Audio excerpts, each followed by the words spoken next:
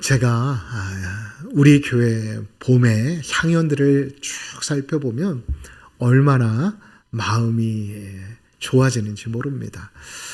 한 장로님께서 심어 놓으신 여러 나무들과 또 꽃들이 교회에 만발하여 많은 동네 분들과 또한 직장이 이곳이신 분들은 이제 점심을 이 마당에서 저희 교회 잔디밭에서 드시는 모습들을 보게 되었습니다.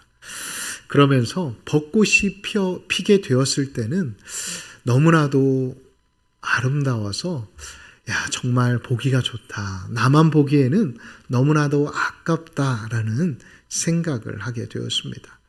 그러면서 가까이 한번 다가가 보았습니다.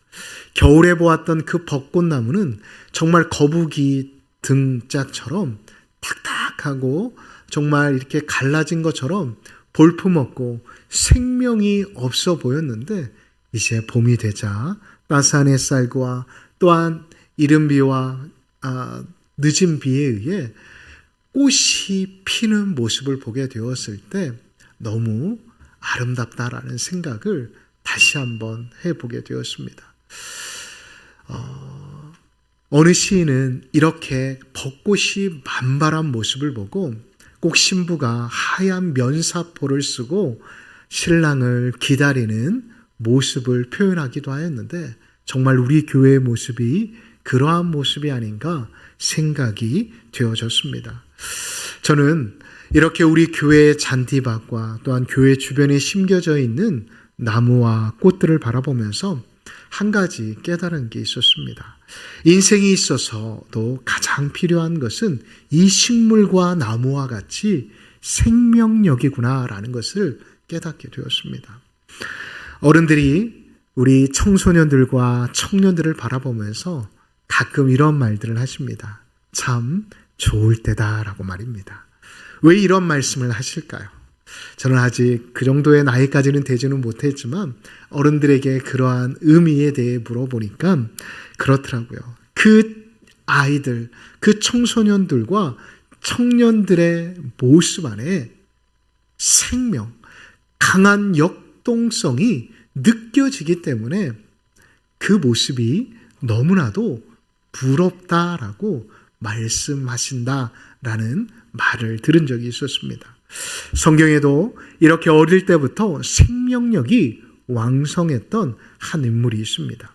누구이실까요? 바로 누가복음 2장 52절을 보면 예수님이 그러한 분이었음을 성경은 우리에게 말씀하고 있습니다. 성경은 예수님이 생명력이 왕성함에 대해 키와 지혜가 자라며 하나님과 사람 앞에 사랑스러워지더라 라고 성경은 말씀하고 있었습니다. 생각해 보십시오. 생명력이 없는 것은 무엇이든지 자라날 수가 없습니다. 생명력이 있어야만 무엇이든지 반드시 자라나게 되어 있습니다. 자람이 없다면 앞서 말씀드린 대로 그것은 결코 생명력이 있다라고 말할 수 없는 것입니다. 겨울 한복판의 벚나무처럼 생명력이 없어 보이는 나무이지만 그 벚나무도 따스한 햇살과 또한 이른 비와 늦은 비에 의해 대지가 적셔지게 되어지면 그 거북이 등살과 같이 더 이상 생명력이 없어 보이는 그 나무에도 꽃이 피고 나뭇잎이 달리게 되어지는 것을 우리는 알 수가 있습니다. 우리 예수 믿는 사람들을 향해 성경은 그리스도인이다라고 말을 합니다. 그렇다면 이 그리스도인들에게 가장 도드라지는 특징이 무엇일까요? 그것은 다른 게 아닙니다. 바로 예수 부활의 생명이 우리 안에 있는 것. 그것이 바로 예수 믿는 사람들, 그리스도인이라고 불리우는 사람들에게 주어지는 특별함이라는 것입니다. 예수의 생명이 우리 안에 있다라고 한다면 우리는 어떻게 해야 할까요? 우리는 계속 예수 안에서 자라나야 한다는 것을 기억해야 합니다. 심지어 나이가 많이 들매 따라 육체가 쇠약해진다 할지라도 예수의 생명이 그 안에 있게 되어진다라고 한다면 결코 쇠한 것이 아니다라고 사도 바울은 고린도 교회의 성도들을 향해 고린도후서 4장 16절을 통해 이렇게 말씀하고 있습니다. 그러므로 우리가 낙심하지 아니하노니 우리의 겉사람은 낡어지나 우리의 속사람은 날로 어떻게 되어진다고요? 새로워진다라고 말씀하여 주고 있습니다. 우리 나이 드신 우리 성도님들 위로가 되십니까? 그렇습니다. 우리의 겉사람은 계속 약해질지 모르지만 우리의 영, 우리의 속은 예수 그리스도의 부활의 생명으로 인해 날로 새로워지고 또한 더 강건하여진다라는 것을 잊지 마시기 바랍니다. 그런데 여기서 중요한 게 하나 있습니다. 자라난다라는 것은 단순히 무언가 외적인 것이 컸다라는 것만으로 해석할 수 없습니다. 분명한 방향이 있어야 하고 목적이 있어야만 성장과 성숙을 할 수 있다라는 말의 의미가 담겨져 있습니다.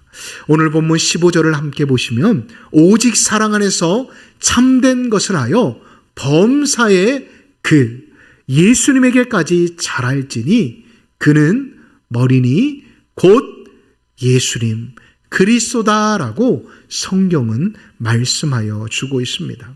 이 말씀은 단순히 신앙의 한 부분뿐만 아니라 우리의 삶 전체 모든 것들이 그것이 보이는 것이 되었던 보이지 않는 것이 되었던 우리 전 부분이 그리스도를 닮아가야 한다라고 성경은 말씀하여 주고 있습니다. 어느 한날 한 부자가 아빠와 아들이 시골길을 걸어가고 있게 되었다고 합니다.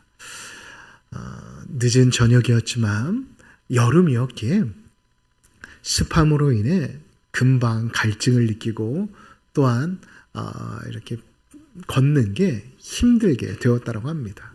그런데 아버지의 코에 달큰한 향기가 느껴지는 것을 감지했습니다.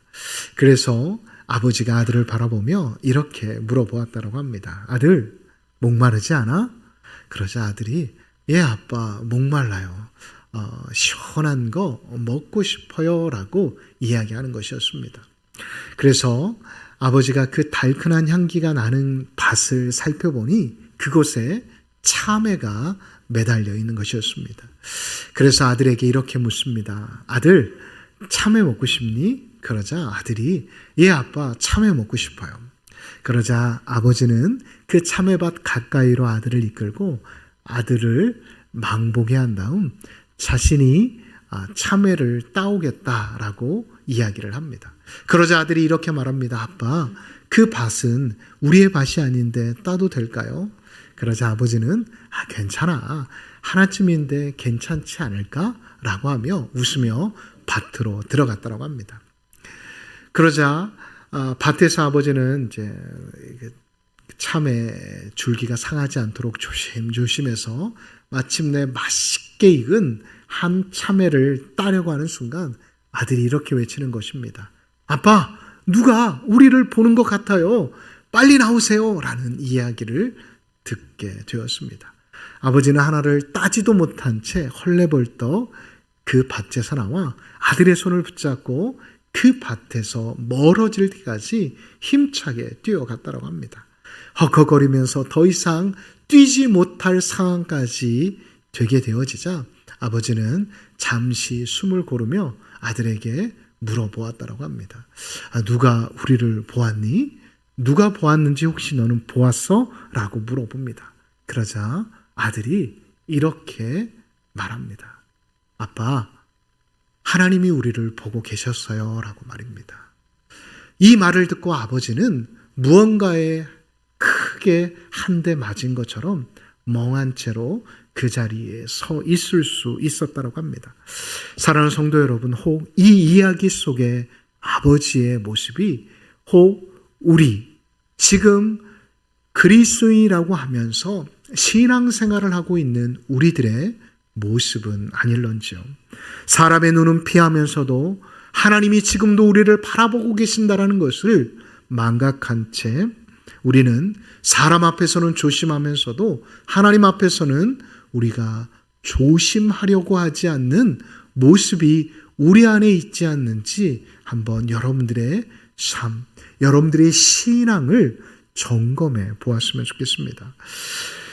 여러분, 교회 안에서는 교인답게, 성도답게 아유 권사님, 아유 집사님 어떻게 지냈어요? 속으로는 별로 좋아하지도 않으면서 사랑합니다, 감사합니다 라고 말하는 우리의 모습이 혹 우리 안에 있지 않느냐라는 것입니다. 오늘 예배소설을 기록한 사도 바울은 분명히 우리에게 이렇게 말씀합니다. 모든 면에서 그리스도에게까지 자랄지라 라고 말입니다.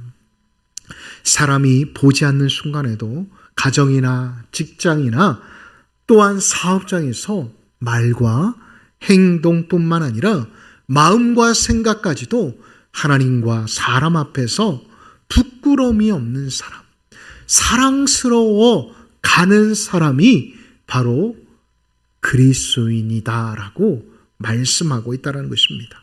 자, 그렇다면 우리는 어떻게 하면 그리스도에게까지 자라날 수 있을까요? 오늘 본문 14절의 말씀을 눈으로 보실까요? 어린아이처럼 우리가 바람에 이리저리 흔들리지 않는 비결 말입니다. 어떻게 하면 15절에 기록되어 있는 것처럼 이러한 어린아이와 같은 우리가 그리스도에게까지 자라날 수 있을까요?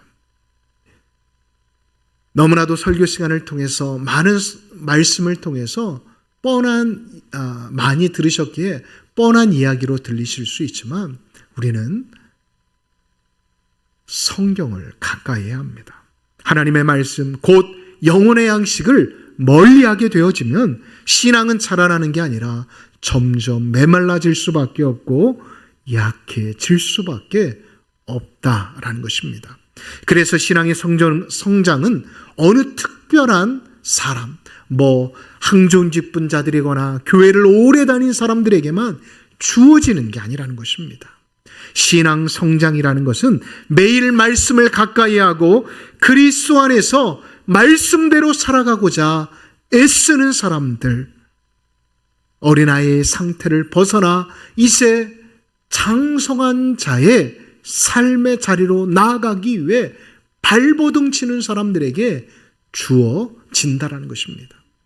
두 번째로는 기도하는 것입니다. 물론 목사인 저 역시도 기도하는 게 참 쉽지가 않습니다. 우리 성도님들을 바라보면 참 기도, 어느 자리에서 기도, 식사 기도도 참 어려워하시는 성도님들을 많이 보게 되어집니다. 그렇지만 우리가 잊지 말아야 할 것은 기도는 우리가 하나님과 소통하는 가장 기본적인 통로라는 것을 우리는 잊지 말아야 합니다. 그래서 저는 우리 성도님들을 바라보면서 성경 일독을 제가 좀 부탁을 드리면, 보면 1년을 지나고 나면 작년에도 10분도 채 일독을 하지 않으시는 것 같더라고요. 그래서 어떻게 하면 좋을까, 또 어떻게 하면 우리 성도님들이 기도에 좀 힘을 받을 수 있을까 고민하던 중 시편을 읽게 하면 어떨까 생각해 보았습니다. 시편은 짧은 구절도 있고 긴 구절도 있지만 그래도 우리가 쉽게 읽을 수 있는 말씀이기에 1년에 3독 정도를 하지 않을까라는 생각을 하고 있었습니다. 그런데 어느 교회를 가보니까 그 교회는 어떠한 청년이 앱을 개발했는데 마침 시편을 읽는 앱을 개발했다라는 거예요. 그래서 목사님 보고 시연을 좀 해달라고 이야기하니까 목사님이 직접 시연을 해주시더라고요. 그것은 내 목소리가 크게 들려지지 않으면 그 성경이 읽혀졌다라고 체크가 되지 않아요. 그리고 좋은 건 그 교회 성도들이 얼마만큼 시편을 읽고 있는지를 다 알 수 있는 거예요. 저도 포함이겠죠. 목사인 사람들도. 그래서 그걸 좀 달라고 하니까 이거는 이제 대한성서공회의 허락을 받아야 한다고 하더라고요. 그래서 그 교회만 허락을 받아서 전국에 유일하게 그 교회만 지금 사용하고 있다라고 하더라고요. 그래서 일정한 비용이 들더라도 좀 그걸 우리 교회도 한번 도입을 해서 적어도 상반기가 지난 7월부터라도 늦어도 우리 성도들이 시편을 3독 정도 하면 우리가 좋지 않을까 생각해 보았습니다. 왜냐하면 시편은 기도의 언어일 뿐만 아니라 하나님을 사랑하는 사람들의 간절한 하나님을 향한 마음들이 담겨져 있기 때문입니다. 이 시편을 미리 좀 읽어보셨으면 좋겠습니다. 저는 기도에 가장 좋은 교과서가 시편이라고 생각하기 때문입니다. 이제 말씀을 맺도록 하겠습니다. 여러분, 자라난다라는 것은 계속 되는 것을 의미합니다. 누룩이 반죽 속에서 부풀어 오르듯이 하늘의 뜻이 이 땅에 이루어지는 순간까지 우리는 계속해서 우리의 믿음과 신앙이 성장하고 성숙할 수 있도록 힘을 써야 한다는 것입니다. 성숙한 인간이 되기까지, 성숙한 그리스도인이 되기까지 우리는 부활의 생명을 품고만 있는 데서 그치는 게 아니라 그 생명이 우리 안에서 말씀과 기도를 통해 자라날 수 있도록 힘써야 함을 잊지 마시기 바랍니다.